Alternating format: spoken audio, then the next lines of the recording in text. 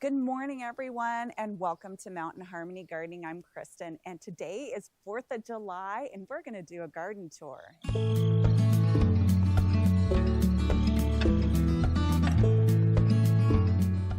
Happy 4th of July, everyone. Our power went out inside, so we figured we might as well get out here and do the garden tour right now while it's still really early morning. I wanted to show you that the Bleeding Heart has pretty much taken over this part of the yard. Our other barberry, our first barberry, look how much growth is put on. All this variegated color is all new growth. You can see that the old growth is darker, and here is the new growth. It's really pretty. And our other Bleeding Heart is starting to die back a little bit, which is normal for this year. But look at the new barberry. It is making it. We finally have a bush here that is actually thriving. And you can see with the lighter green color that's putting on a lot of growth. I'm hoping that as it matures, it will turn back to that pretty orange color when we first got it. Our double flowering almond and our dogwood are kind of getting eaten by the root weevils now, but not as much. And they're actually able to put on a little bit more growth this year. So I'm happy about that. Unfortunately, the forsythia, if you take a close look, you can see that all the edges are being eaten and all of the, well, poop left over from the root weevils. That's how I know it's them. So I'm thinking maybe this is kind of a trap bush. And I'm hoping that they'll all eat this one and leave my other plants alone. And of course, our pine tree. We have some hollyhocks that we planted that are starting to get going. So I'm happy about that because I'm hoping to get some height in this area. So we have a few of them in the garden. We have another one right there, and it's doing good too. And then we have a couple of small ones that I've been trying to keep the cleavers away from, keep kind of pushing back the cleavers here. And there are a couple more seedlings. This part of the garden is doing really well. And look who's hiding in the raspberries. Patsy. Oh, she loves it out here in the early morning. Hi, sweetie. Oh yeah, she's gonna run because she does not want me to pick her up. But this part of the garden has turned out so nice. Look how well the raspberry trellis is doing. It's holding everything back perfectly. And anytime anything grows above the wire, I just kind of keep feeding it back through as needed. But this area is doing pretty good, other than we do have a little bit of grasshopper damage, but that's okay. All the plants are growing back really good after I cut them back to the ground. And our comfrey is doing good, got the cage around it, but it's been so windy that I've been trying to stake these up, and now they're just kind of being broken. I'm gonna have to probably make some comfrey tea out of those ones. And then our iris over here. So all this area is filling in really nice. And the Japanese garden, our dwarf weeping crabapple seems to be one of the few plants in here that's actually doing well, besides like the clematis over here, which is done flowering. And then our goji berry is kind of climbing up through here now with it, which looks good. But the rest of the garden doesn't look so great. In fact, on this other side, you can see that I have lost a hosta, and this one doesn't look good. I think it's a little bit too much sun over here. I mean, this one is getting some new leaves, which is good, but this one completely died back. And I'm hoping that I can save these two by moving them. You know, and the iris look okay, the Lucifer plant looks okay, but the other grasses are starting to die off. And it's really made the decision that next year we're going to dig this all out. Some of them I'm going to transplant here really soon. And we're going to turn this into a pond. This has just pretty much made the decision. So pretty much from like right about here, we don't want to get too close to the tree to disturb its roots. But this whole area we're going to turn into a pond. I think it'll be a good feature to have in the garden. Now the other side, my herb bed, is a totally different story. It looks fantastic. Look at the oregano. It has taken over here where it's actually growing out into the gravel, and I don't mind it. The lavender is getting ready to bloom. The sage has gotten big. My little pineapple sage I plant is doing good. And all of my gladiolas are up, the decorative grass, everything in this side of the garden is doing well because the soil was not as bad as the other side. And the forsythia and the clematis are both done blooming. They both have a lot of seeds on them. There's Patsy again, enjoying the yard. And a quick look, just a quick look at the project that you will be seeing here in a couple of weeks on the channel. And look at this part of the garden. On Friday, so here in a couple days, we will be having a video that shows you how I'm getting all of these to grow vertically, so look forward to that. We did lose all but one tomatillo in this part of the garden. And the one that we have is doing really, really good. Look at this. It looks beautiful. And I think it's because the stem got thick enough, quick enough, that it could take off. But I lost so many other plants that we decided to put one of the Epic grow bags, and we're going to do a whole entire video on that, and it'll be coming out in a couple weeks on small container gardening.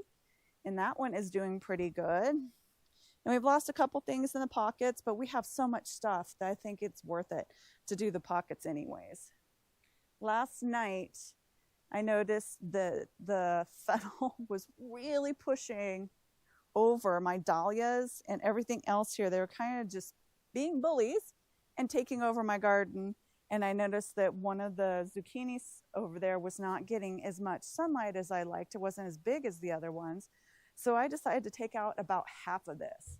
I do want to save part of it because they do have umbel flowers, and I have seen hoverflies in the garden.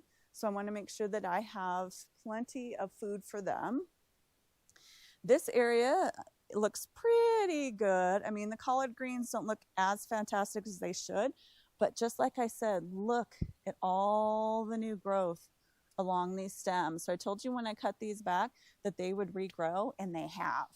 So I'm excited for that, and I'm going to let them go to seed this time. Same thing with the kale. That way I can spread the seeds out here, and then next year we will have some more plants. And let's go take a look at the pumpkins and the, oh wow, there are a lot more peas this morning too.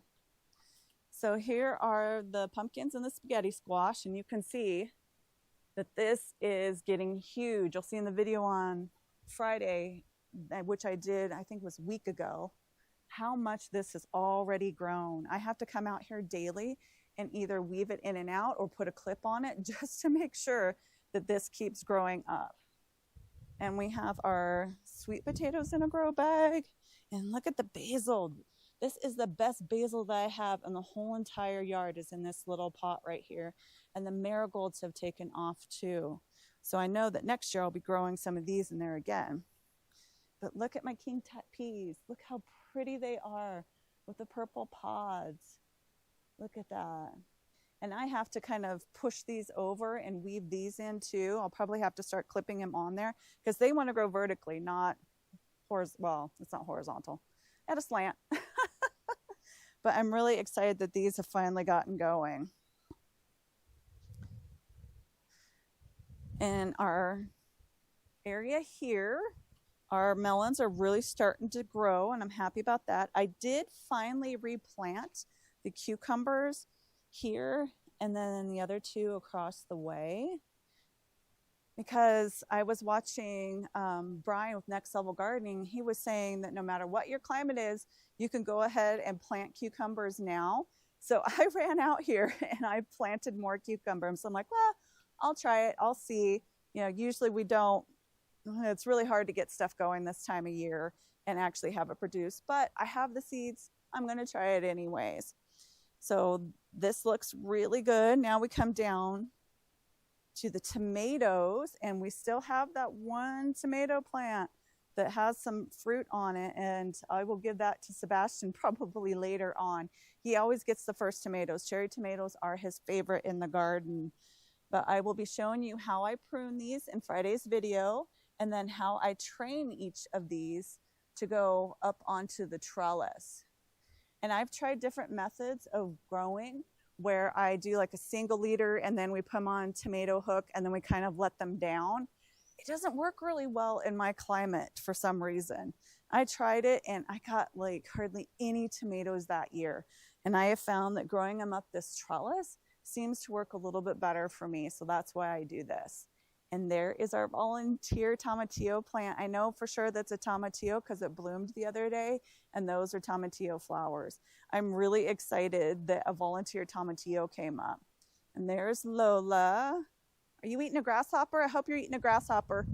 Get the grasshoppers. And our melon bed here is starting to really grow. I'm very excited about that too. This is the time of the year where everything is growing and you're really seeing it grow by a lot every single day. And this is such an exciting time. And I have to be out here pretty much every single day, which I am anyways. I love my garden. But I have to make sure that I'm training these where I want them to grow. This one has really started to spread out and now it's growing in several different directions. But if I can train it kind of like this in the garden, I think that it'll do okay. Our pockets over here are starting to get going. Like we've got some Swiss chard and I have my celery. And I really love that I'm going to do celery this year. If it really does well, because I've never grown it before, then hopefully I can grow more of it. Patsy Rabbit, hi. Here she goes. She loves being out here. Just absolutely loves the grass and running around. We used to have like a little kind of like a dog kennel, outside dog kennel that we would put her in last year when she was getting to know us. But now she just runs free and she can't get out of the yard because it's completely fenced in. And it does take a little while to get her back into the house because she loves it so much, but it's well worth it. I wanted to show you this.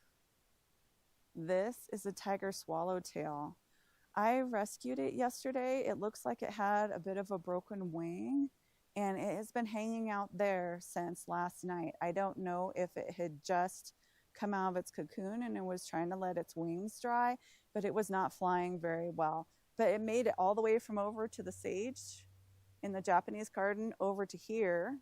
Good morning. Oh, look at that. You are so beautiful. So you can see that there's something wrong with that wing.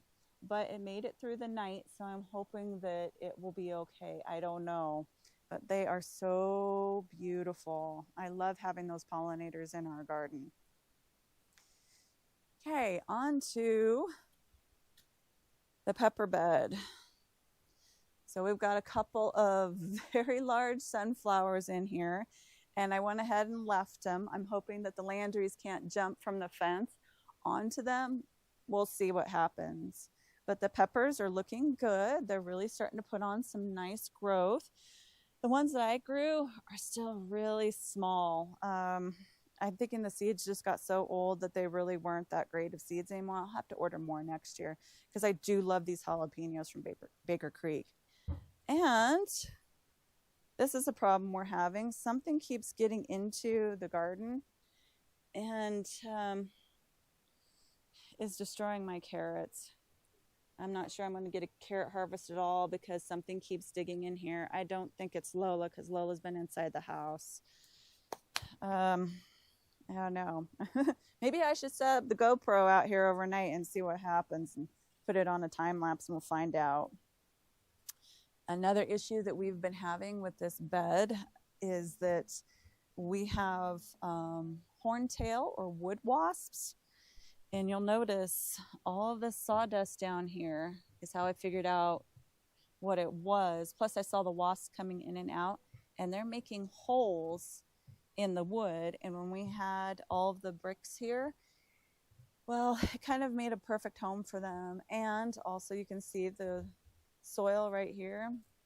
That's from the ants. I haven't had this issue before. I don't know if it's because we've had so much moisture that I'm having this problem. But yeah, you can hear the sound. it's kind of hollow, and you see all these little round holes. That's from the wood wasps. I'm hoping that, oh man, if we had to replace this, this would not be easy. So I'm thinking that if you want to do a raised bed like this, spend the extra money and do it out of cedar, or find a stain that would be okay around plants or some sort of finish and do that, and don't have anything around the bed. You can also see right here where I've been sticking sticks. Every time I find a hole, I try to put a stick in there to try to keep them out. I don't think it's working because they're just going in somewhere else instead. And I know that they burrow into trees and lay their eggs, and then they kind of burrow back out. They're a real problem if you have them in your house. But the other side of the bed where we didn't have the bricks doesn't have this issue at all. So I'm hoping they don't cause too much damage and we can save this bed. The ants seem to have slowed down over here. I don't see any new piles, just kind of what they already had left. So I'm hoping that there's not as many. We love the raspberry trellis back here. It makes it so easy to come out here and harvest the raspberries. Here you go, Donnie. I gotta try one. Oh, they're so good. But look at all these raspberries. Look at all of them. And they're getting a little bit grasshopper damage, but it's okay. We've been getting rid of the grasshoppers as we find them. And once these are done, then all of the new canes are going to produce. So we almost get a continual harvest out of our raspberries. I highly recommend getting golden raspberries if you want to grow a type of raspberry in your yard. So I'm try to squeeze by here. There's Patsy again, wondering, what in the world are you doing? Hi, Patsy. Hi, sweetie. Yeah, she definitely doesn't want to come in. And we've got some, what did we plant here? Was it bok choy or was it kale, honey? Do you remember? I thought that was bok choy. Bok choy? Okay, so we've got some bok choys coming up, more sweet potatoes, and then we also have some beans coming up here. And like I said, I'll show you how to plant all of this in the video that will be coming up here soon. And our goji berry is doing really good. And I planted some nasturtiums that are coming up. We have some volunteer dill, and I think we had a parsley in here too. And the seeds are just coming over from the rest of the garden. And you can see that we've had a lot of rain, because look how green everything is in the yard. I haven't had to water on some days, like last Sunday. I didn't have to water because it was so much rain that everything was still moist and I didn't have to worry about it. I love it. And the temperatures are so much cooler that everything is thriving really well, including the mosquitoes and the roly-polies.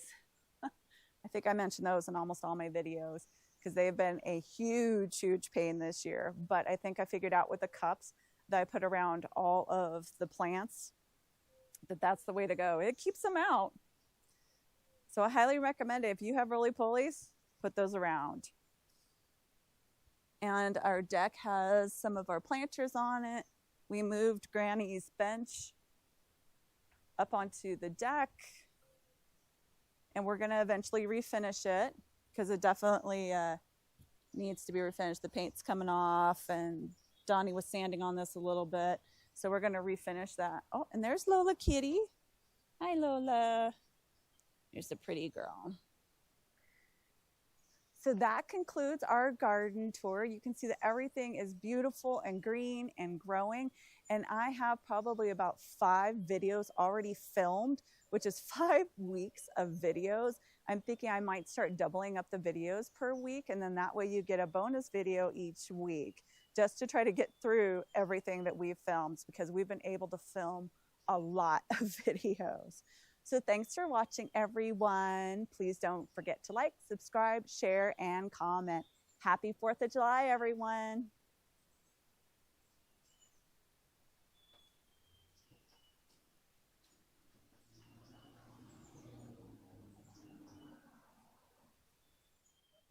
Okay.